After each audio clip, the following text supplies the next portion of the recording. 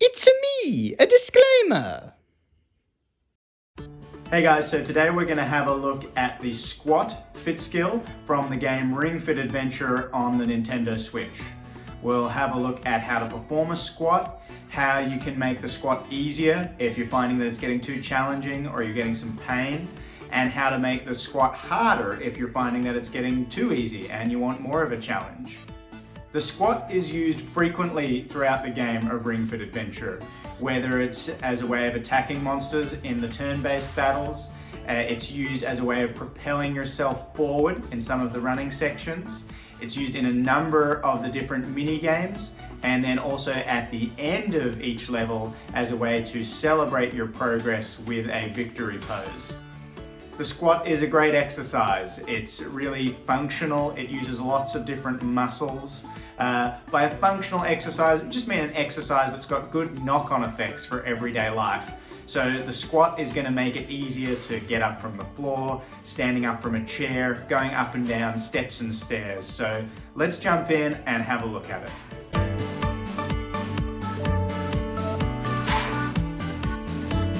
So in this video, we'll be having a look at the regular squat. So the game also has the wide squat and the overhead squat as separate fit skills, but we'll look at those in different videos. So for the setup for the regular squat, you just want to stand, feet apart, and with the ring con in front of you, as you can see on the screen, hold for the 3 seconds, and then the game will let you know you can get started with the squat. Now, during the actual squat movement itself, the game isn't going to read any information from the ring con. It's only going to be reading the Joy-Con that's in the leg strap. And basically, it's just reading how far it tilts back as a measure of how deep you're going with the squat. The deeper you go, the more points or the more damage you will inflict in those turn-based battles. In terms of the technique of the squat, there's no one perfect way to squat. There's going to be a lot of variation between everyone, and that's okay. There's not one way that you need to squat and another way that's really damaging. It's normal that we'll all look a little bit different when we squat. But in terms of a few pointers to help make your squat more efficient, you want the knees and the hips to be moving together. So it's the knee bends as the hips sort of sink back. And you can think about as if there was a chair behind you that you're aiming for. So your hips sink back as if your bottom was trying to hit that chair, hold at the bottom, and then coming back up. In terms of your upper body, you just want to think about keeping that chest nice and tall as your body's moving down and up. If you're finding that the squat is getting too challenging, then there are a couple of ways that you can make it easier. Firstly, the game itself allows you to adjust the difficulty. So if you set it on an easier difficulty setting, then the game is going to decrease the number of repetitions that you need to do. And it's also going to mean you don't need to go as deep with that squat before it will give you the great ranking when you're doing the squats. But if you're wanting to just make it a bit easier yourself, a couple of other things you can do would be yourself to adjust the height, so don't go as low. The lower you go with the squat, the harder it's going to be, the more work it is to get up. If you're finding that the number of repetitions is a challenge, give yourself a break. You might break it up into chunks of sort of 5 squats or 10 squats in one go. The game isn't going to sort of kick you out of that turn-based battle if you have a pause. It'll tell you that it wants you to keep going, but you can have a pause, that's fine. If you're finding that it's challenging at the bottom of the squat, to really hold it, that's where it's becoming more challenging for you, then try and use something like a chair or a stool that you can squat down to, pause, sit on the chair, and then push back up. But what if you're finding that pain is limiting you during the squats? Well, firstly, I'd recommend going along to see a health professional, someone like a physiotherapist, which is my background, and getting them to assess how you squat, how you move, so that they can give you some individualized advice based off of that assessment. But some general advice would be you want to avoid doing too much too soon.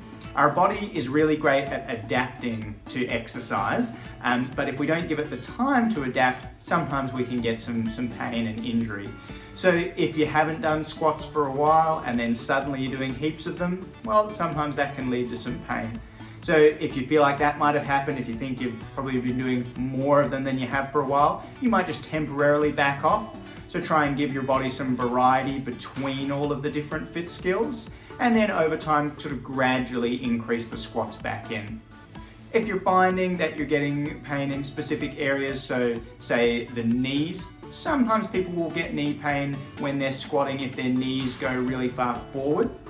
Now, you might hear people often say, oh, you can't let your knees go over your toes when you squat. There's nothing inherently wrong with the knees going forward. It's a movement we do quite often in our everyday life, and there's nothing inherently damaging with the knees going over the toes.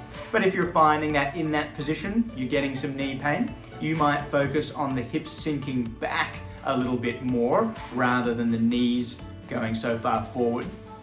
For the hips, if you're getting hip pain when you squat, for some people, the genetic makeup of their hip will mean it's a little harder for them to squat lower. So firstly, you might just try and decrease the depth, so not squat as low. But you might also try to stand with those feet a little wider apart, feet turned out. And for some people, that's going to help give you a little bit more room in the hip joint to make it easier to squat. If you're finding that back pain is limiting you, it might be because as you squat, you're finding that the back is coming further forward.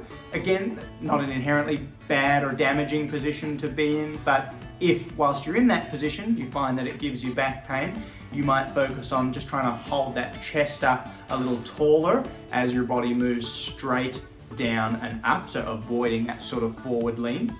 But equally, some other people might be getting back pain because they've tried to overcorrect out of that position and they're in a really arched position with the back. So giving their back a big C shape. So if that's the case for you, if you feel like, oh yeah, I'm getting pain when I'm in that position, you might try and adjust out of that and sort of flatten your back a little bit. Maybe not try and force yourself to overcorrect quite so much. If you're finding that the squat is getting too easy or you want to challenge yourself a little bit more, then there are some ways we can make it harder. As I mentioned before, the game itself has the ability to adjust the difficulty, and so if you increase that difficulty, it's going to increase the number of repetitions that you need to do, and it's also going to force you to get lower before it gives you that score of great during the fit battles. But some other things you can do yourself. As I mentioned before, during the squat, the game isn't actually going to read any information from the ring con. So you'll need to hold the ring con during the setup, but then you can pop that to the side, and now you've got your hands free to add any external weight. So if you've got some weights at home, like a kettlebell or a dumbbell that you can hold in front, or a couple of dumbbells by the side, or a barbell on your back, if you've got one at home, then you can do that. But if you don't have any of that sort of more gym-based weight, you can use other things that you've got around the home. A backpack, you might pop some books in there, and that's going to add some weight. Or your shopping bag, grocery bag, put some weight in there or put some groceries in there, and that's going to add some weight as well. So any of that sort of external weight is going to make it harder. But another way we can add more of a challenge is to increase the speed of the movement, particularly on the way up.